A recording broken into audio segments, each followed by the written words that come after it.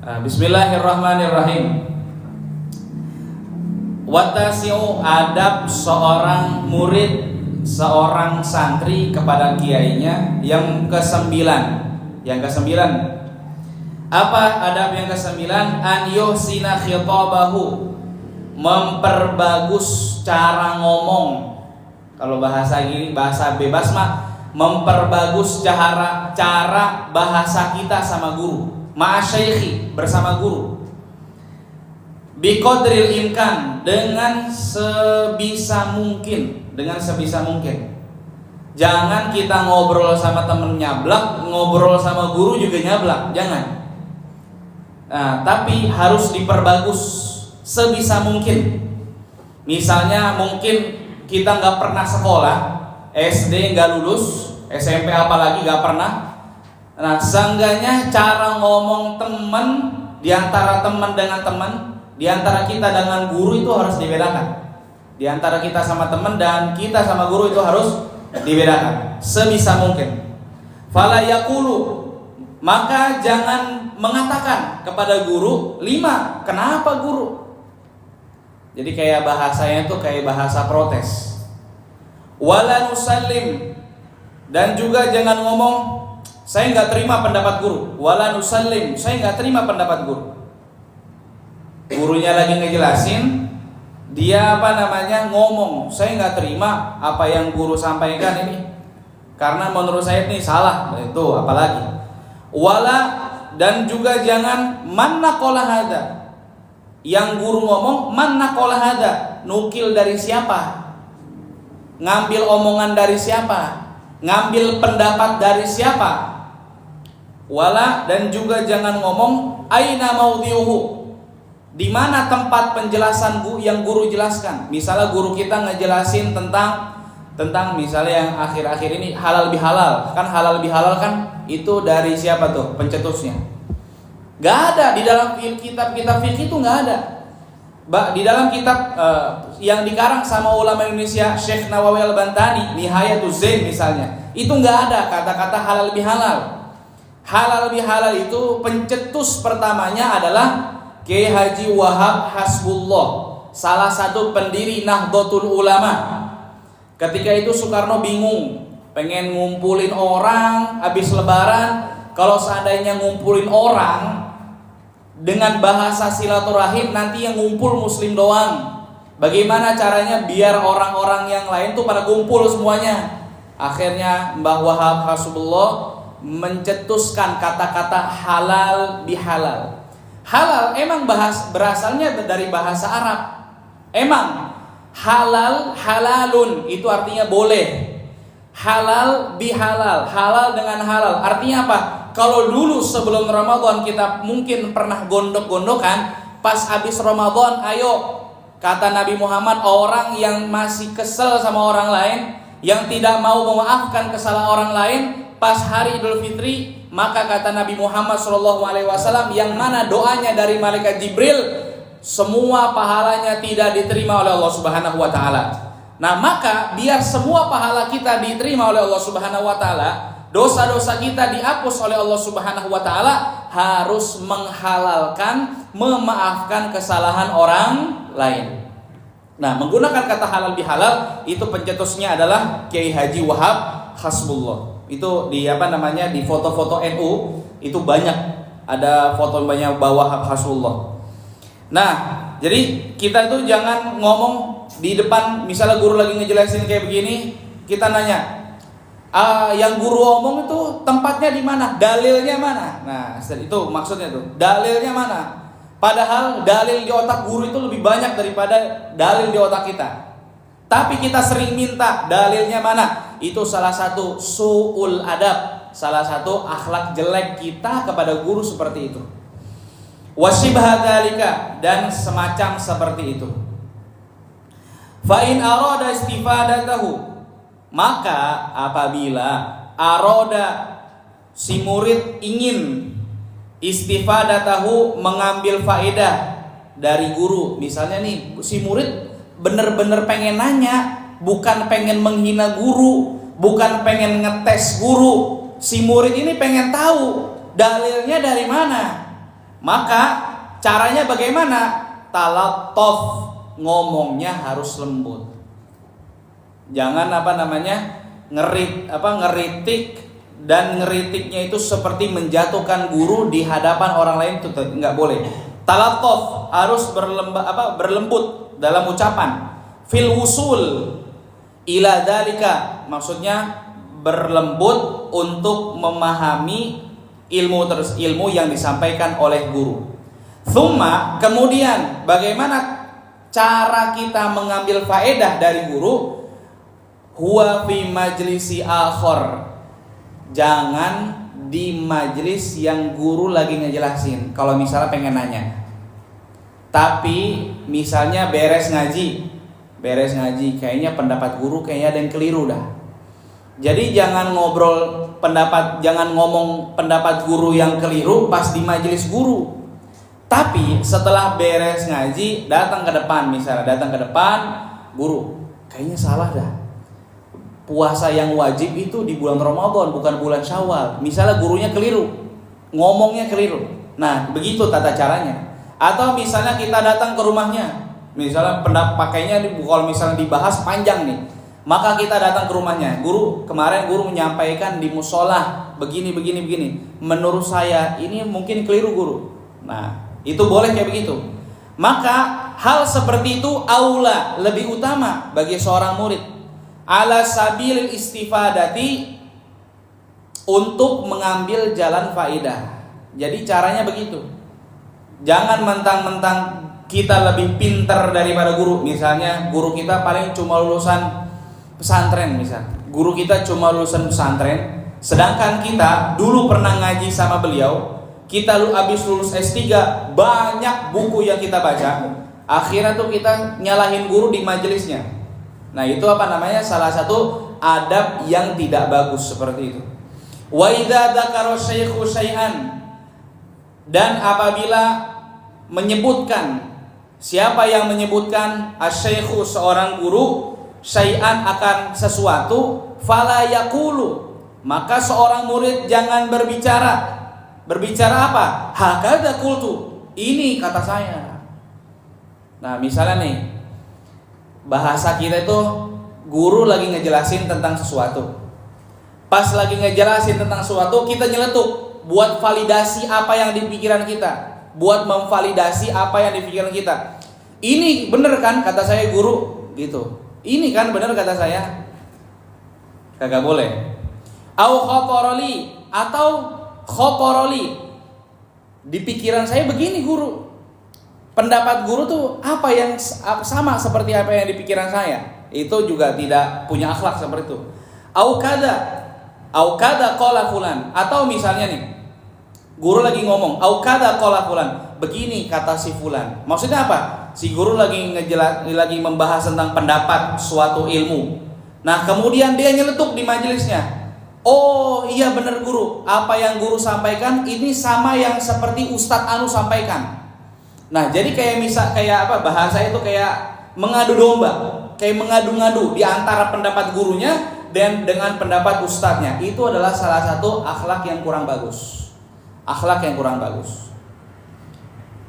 Nah, maka kan ada tuh di media sosial ada yang namanya yang gemuk, siapa ya? Saya lupa tuh namanya. Guru gembul tuh ya, guru gembul. Nah, dia memang kritis, bagus kritis. Akan tetapi kelewatan.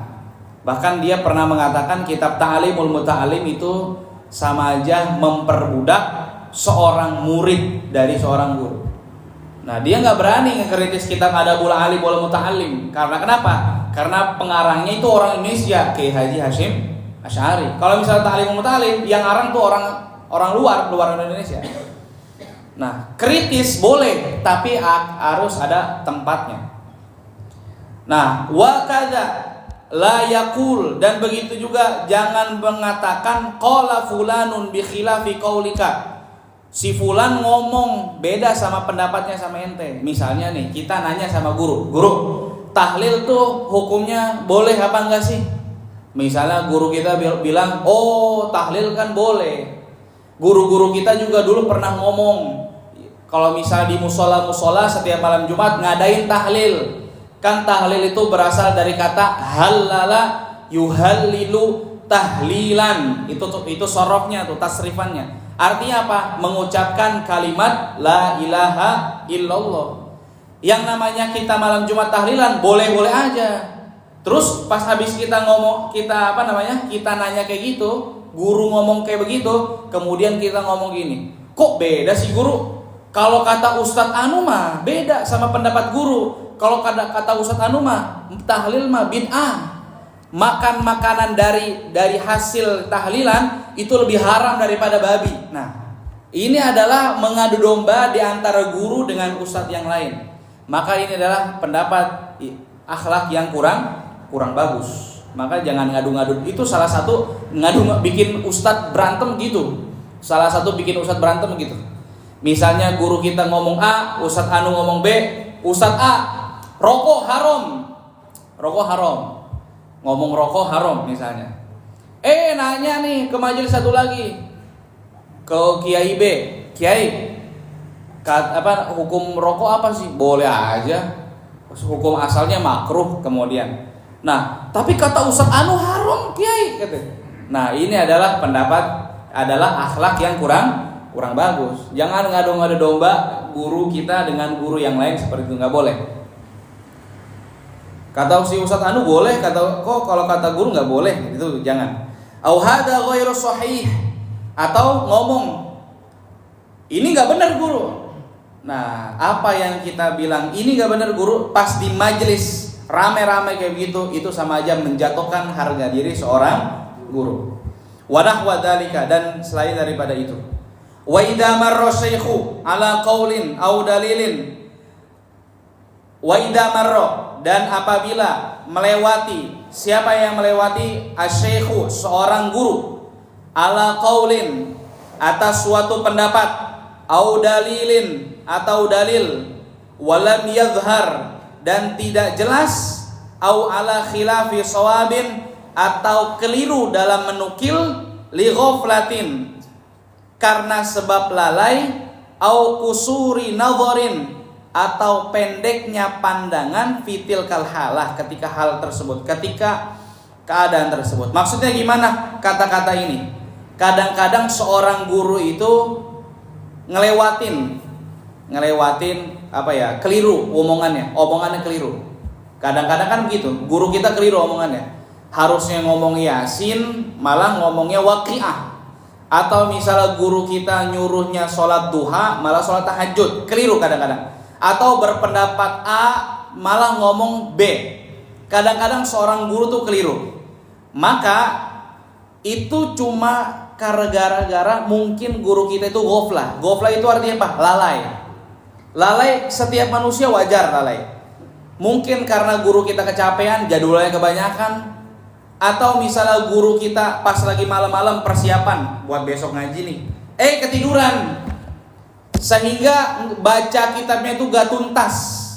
Maka itu adalah hal yang wajar. Kalau seandainya ada sesuatu yang kelewat, pendapat guru yang kelewat, atau pendapat guru yang keliru, fala yughayyir wajahahu, wajah kita jangan sampai berubah. Jadi pertama kita lagi mandang guru, lagi ngaji serius sama guru. Kemudian ada pas lagi guru ngomong, ada yang keliru. Nah, pas kita ngedenger omongan guru yang keliru, muka kita langsung cemberut.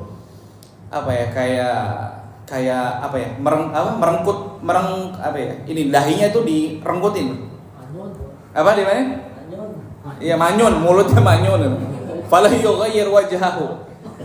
Berubah mukanya. Maka jangan berubah mukanya, tetap aja stay cool gitu bahasa kita ya, stay cool. Selalu dingin. Fala yughayyir wajhahu, jangan berubah wajahnya. Ketika ada pendapat guru yang mungkin keliru, jangan berubah. Au ainahu, atau matanya langsung sinis. Tuh kan katanya guru salah gitu. Nyari-nyari kesalahan guru. Nah, ini masalah mata. Jadi yang namanya ghibah, yang namanya ngomongin orang itu enggak selalu ngomong. Enggak selalu, misalnya kita ngomong berdua sama orang, ngomongin kejelekan orang. Ghibah, emang ghibah. Itu face to face kalau ketemu ngobrol. Tapi ada juga ghibah yang kedua, lewat apa? Lewat WhatsApp. WA-WA-an sama teman kita. Tahu gak si Anu tuh kemarin begini, ngomongin kejelekan orang lewat WhatsApp. Lebih parah lagi kalau seandainya lewat grup WhatsApp. Wah, itu lebih masuk nerakanya VIP itu. Nah, ngajakin orang ghibah kan. Di grupnya 100 orang, akhirnya kejelekan orang satu tak diketahui sama 100 orang. Itu lebih parah lagi tuh. Dan yang ketiga ini adalah kalau misalnya ghibah itu bisa dilihat ketika misalnya ada orang bikin status sindir-sindir gitu, sindir-sindir. Itu nggak boleh. Ghibah juga termasuk ghibah. Apalagi kalau seandainya statusnya itu ditanggepin sama kita. Emang bener sih guru kayak gitu orangnya. Yang lebih parah, yang sebenarnya kita itu nggak tahu. Parahnya kita nggak tahu ilmu nih. Ada ghibah yang kita nggak sadar. Bagaimana cara ghibah yang nggak sadar? Misalnya nih, kita lagi ngumpul bareng-bareng 5 orang aja. Kita lagi ngomongin si Fulan. Tahu gak? Si Fulan tuh kemarin abis ngambil mangga. Misalnya kejelekannya itu ketahuan. Si Fulan abis ngambil mangga. Tapi kok dia tuh orang rajin sholat tau? Rajin ngaji. Tapi dia nyuri mangga. Nggak lama datang tuh masuk ke musola Nur Mujahidin. Kita diem. Mata kita ke orang tersebut. Ini mata kita nyorot ke orang tersebut sehingga 4 orang tadi itu paham. Nah, maka itu adalah bagian daripada ghibah. Ghibah itu. Atau misalnya bukan cuma mata doang. Misalnya bibir ya, pipi. Gini. Gitu tuh. Itu juga ghibah. Nah, itu juga ghibah. Ghibah itu bahaya. Ghibah itu bikin amal kita rusak. Kan kata Nabi kalau misalnya kita nih ghibahin orang, maka semua dosa kita itu semua pahala kita ngelempar ke dia. Kalau misalnya pahala kita udah habis, dosa dia nempel ke kita. Itu bahayanya ghibah. Coba kalau seandainya nih dosa sama pahala bisa kelihatan, kita nggak bakal mau perebutan dosa. Kan yang namanya ghibah kan perebutan dosa itu. Satu orang ngomong aja, ngebuka aja ngomongin orang, ngomongin kejelekan orang, ikut-ikutan yang lain-lain. Karena kenapa? Itu gampang buat nempelnya tuh, keburukan itu. Nauzubillah min dzalik. Nah, maka kalau seandainya ada pendapat guru yang salah, fala yughayyir wajhahu, jangan berubah mukanya. Wa au ainahu, atau matanya. Matanya jangan berubah. Bal akan tetapi yakhudhuhu bibishrin zahirin, akan tapi ngambil wajah bibishrin dengan gembira, zahirin ditampakin kegembiraannya. Misal ada kesalahan, mata kita tuh coba jangan tiba-tiba otomatis mengerut gitu, jangan. Tapi tetap wajah kita tuh fokus kepada pelajaran yang disampaikan sama guru-guru kita. Nah, fa'innal ismata, ini kata Syekh Hashim Asy'ari, maka sesungguhnya al-ismata, sifat maksum, sifat dijaga oleh Allah, fil basyari, pada diri manusia, laisat, itu nggak bakal ada. Jadi semua manusia itu nggak maksum, nggak bisa lepas dari dosa, nggak bisa. Yang namanya manusia tidak ada satupun yang lepas dari dosa, nggak ada. Apalagi seorang guru yang dia malah banyak ngomong ketimbang kita. Nah, semua itu tidak maksum, illa, kecuali lil anbiya, kecuali para nabi-nabinya Allah Subhanahu wa taala. Shalawatullahi wassalamuhu alaihim ajmain. Nah, kecuali para nabi. Dari Nabi Adam sampai Nabi kita Muhammad sallallahu alaihi wasallam semuanya maksum. Jadi kalau seandainya ada yang pernah kita baca, atau mungkin pernah kita dengar bahwa ada salah satu nabi yang diberikan ujian oleh Allah Subhanahu wa taala penyakit, yang mana penyakitnya ini lama. Penyakit apa tuh? Kulit. Siapa yang nabi punya penyakit kulit? Nabi Ayub alaihissalam. Saya beberapa kali pernah menyampaikan bahwa Nabi Ayub alaihissalam Kalau seandainya ada orang yang bilang, penceramah yang bilang bahwa Nabi Ayub alaihissalam itu punya penyakit kulit sehingga menggeroti kulitnya sampai ke dagingnya, bahkan ada parah lagi yang mengatakan ketika itu Nabi Ayub hampir hatinya tuh digerogoti oleh belatung, itu bohong. Bahkan kata guru saya Rusdi, siapa yang mengimani seorang Nabi Ayub alaihissalam punya penyakit yang menjijikan seperti itu bisa kufur. Karena kenapa? Yang namanya Nabi maksum, dijaga oleh Allah Subhanahu wa taala, tidak mungkin punya penyakit yang menjijikan. Silahkan jamaah baca kitab Aqidatul Awam, itu ada di situ. Penjelasannya Jala'ul Afham yang dikarang oleh Sayyid Muhammad bin Alwi Al-Maliki Al-Hasani. Seorang nabi tidak mungkin diberikan penyakit yang menjijikan, gak mungkin. Nabi apalagi rasul, gak mungkin. Maka kalau seandainya kita pernah mendapatkan seperti itu, mendapatkan cerita seperti itu, sekarang udah dikasih tahu, jangan pernah kita mengimani bahwa Nabi Ayub alaihissalam itu diberikan penyakit yang menjijikan. Enggak mungkin.